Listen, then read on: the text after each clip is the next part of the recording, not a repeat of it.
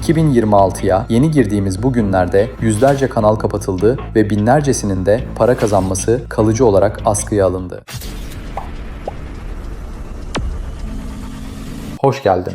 Öncelikle bu konuda bir video yayınlayıp yayınlamamakta kararsızdım. Ama hem bu işin erbabı bir yazılımcı olarak hem de yapay zeka uygulamaları üzerine eğitim kanalı olduğum için artık bu konuya açıklık getirip son noktayı koymak istedim. Dostlar, resmen yapay zeka çağındayız. Bugün YouTube'da dahil tüm sosyal medya platformları farklı bir yöne evrilmeye başladı. Siz bu videoyu izlemeden önce gün içinde kaydırdığınız yüzlerce içeriklerden çoğunun yapay zeka mı gerçek mi olduğunu bile anlamadınız değil mi? Hatta bu 2026 yılı içerisinde günümüzün en büyük sorunlarından biri olmaya başladı. İşte bu noktada başta YouTube olmak üzere tüm sosyal medya ve içerik platformları önlemler almaya başladı. Yani artık içeriklerimizin yapay zeka ile mi yoksa gerçek mi olduğunu daha videonuzu yüklerken bile söylemeniz gerekiyor. Eğer söylemeden yüklerseniz ve bu konuda güvenilmez olursanız algoritmada öne çıkamaz ve izlenemezsiniz. Ayrıca hesaplarınız incelenme sonrası basit, güvenilmez, otomasyon hesabı olarak işaretlenebilir. Hatta devam etmeniz halinde kalıcı olarak para kazanmanız askıya alınabilir ya da tümden kapatılabilir. Bu videoyu izlenmesi için değil, senin için yapıyorum. Çünkü artık her gün bir yenisi çıkan ve sizlere bu konuda devamlı olarak hayal satanları bu işin uzmanı birinin ifşa ederek gerçekleri söylemesi gerekiyordu. Söyleyeceklerimi kendi iyiliğin için can kulağıyla dinleyip ciddiye alırsan iyi edersin. Bugün globalden başlayarak ülkemizde de hızla yayılan yeni bir furya türedi. Zenginlik vaat ederek zengin olma furyası. Daha bu videoyu hazırlamadan önce bile baktığımda onlarca içeriğin şu şekilde olduğunu gördüm. Başlıkları aynen yazıyorum. Yapay zeka ile videolar yaparak ayda 250 bin lira kazanın. Yapay zeka ile milyoner olun. Başlığa bakar mısınız? Bu kadar kolaydı sanki. Son olarak bu hayırseverlerden birinin videosuna girdim ve arkadaş aynen şöyle anlatıyor. Yapay zeka içerikleriyle başarılı olmuş bir kanal gösterip aylık kazancının neredeyse 500 bin lira olduğunu, sizin de onun gibi içerik üreterek çok zengin olacağınızı söylüyor. Dipnot dostlar, o gösterilen kanallarda dahil yüzlercesi kapandı ve binlercesinin de para kazanması kalıcı olarak askıya alındı. Ne yazık ki bu şahıslara inanarak emek verip benzerlerini yapan arkadaşlar da aynı kaderi paylaştılar. Bu hayırsever arkadaşlar sadece bununla da kalmayıp sizin o kanallardaki video metnini alarak aynısını yapıp çok kolay bir şekilde zengin olacağınızdan bahsediyorlar. Ve bunu daha güzel ve ayrıntılı anlattığı eğitim setlerinde alırsanız daha hızlı zengin olacağınızı söylemeyi de ihmal etmiyorlar. Bakın dostlar, bu arada gerçekten işini hakkıyla yaparak o konunun uzmanı olan yoldaşlarımızdan bahsetmiyorum. Onları yıllardır ben de takip ederim. Benim bahsettiğim sizlerin zerre kadar umurlarında olmayıp sadece sizin üzerinizden zengin olmak isteyen şahıslardır. Peki, şimdi siz bizler yerine onlara prim verip, onları izleyerek, sayenizde size zengin olmayı anlatarak sizin üzerinizden onları zengin ederken hiç şunu düşündünüz mü? Ya arkadaş, bu adam ayda 500 bin lira gibi çok uçuk bir kazançtan bahsediyorsa demek ki kendisi her ay daha fazla kazanıyor. Neden o zaman birkaç bin liralık eğitim seti satacağım diye debeleniyorlar ki? Neden o denli yüksek rakamlar kazanırken video çekmekle neden zaman kaybetsin?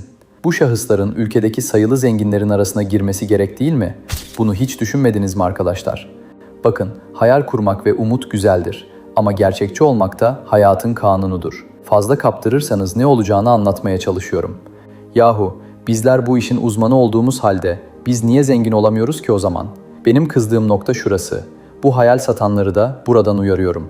Seni izleyen insanlara belki de hayatı boyunca çok zor kazanacağı rakamları kolayca kazanacağına inandırırken gerçekte geceleri rahat uyuyabiliyor musun? Merak ediyorum.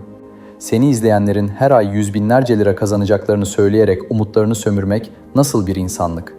Onların geneli bırak yüz binlerce lirayı, ayda asgari ücret kadar bile kazansa sevinçten havaya uçacak insanlardır. Hatta bazılarının tek umudu burada birazcık yükselebilmek, asgari ücretinde yarısı kadar kazanayım yeter diye dua eden insanlar bunlar. Videomun sonuna gelirken zamanında yine sizi uyarmıştım. Karşılığında çoğu beni eleştirmiş ve kızmıştı. Videolarım içerisinde buna iyi bak. Tam bir sene önce sizi bu konuda uyarmış. YouTube'un tamamen yapay zekaya karşı olmadığını, ancak otomasyona da müsaade etmeyeceğini ciddiyetle söylemiştim. Fazla izlenmemesinin yanında izleyenlerin içinde de bizi eleştirip hayal satanlara prim vermeye devam edenler oldu. Peki sonuç? 2026'ya yeni girdiğimiz bu günlerde yüzlerce kanal kapatıldı ve binlercesinin de para kazanması kalıcı olarak askıya alındı. Şimdi önceden beri sizi düşünen bir kanal olarak bundan tam bir sene önce bakın bakalım sizleri nasıl uyarmışım. Çok merak edilen sonuncu maddemize gelelim.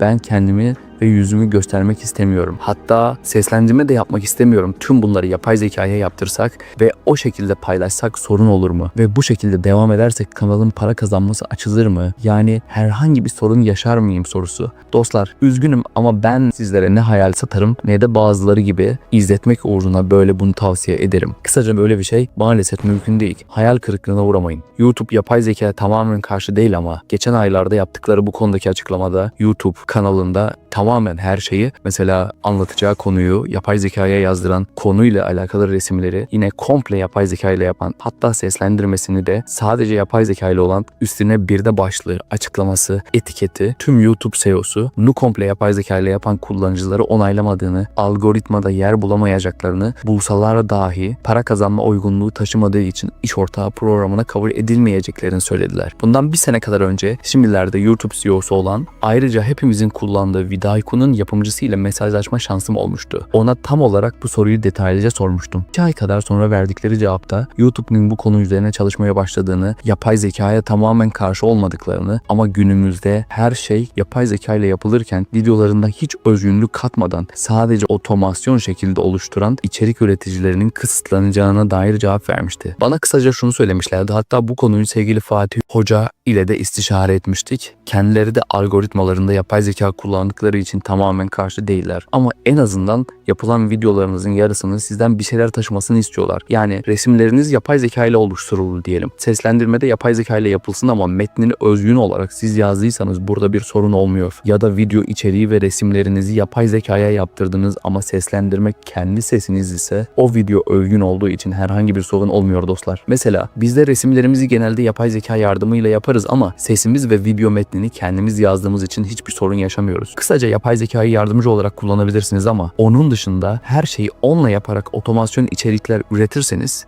samimiyetle söylüyorum ki emekleriniz boşa gidecektir. Bazı içerik üreticilerin yapay zeka ile video üret milyoner ol gibi farazi içeriklerine lütfen prim vermeyiniz.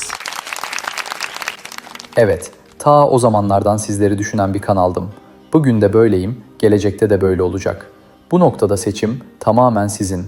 İster umut tacirlerine ve hayal satanlara inanarak hayatınızı hayal kurma ve kaybetmek üzerine devam ettirin, isterseniz de bizim gibi sadece gerçekleri söyleyerek faydalı olmak isteyenlerle sağlam adımlarla yürüyün. Şimdilik benden bu kadar. 100 kişi bile sayemde bilinçlenerek dikkat ederse benim için yeterlidir. Ben Serdar Gönen. Eski mesleği yazılımcılığı bırakarak şu an uygulama geliştirme ve yapay zeka uygulamaları eğitmenliği yapıyor ve faydalı kısa eğitimler yayınlıyorum. Ve farkındaysan ne beğeni ne de herhangi abonelik dahi istemedi. Hür vicdanı ve mantığı olan dostlar zaten üzerine düşeni yapacaktır. Bu önemli videomu sadece onlar için yayınlıyorum. Gerçeklerle sağlam adımlar mı yoksa hayaller ile hem para hem de vakit kaybı mı? Dediğim gibi seçim tamamen senin.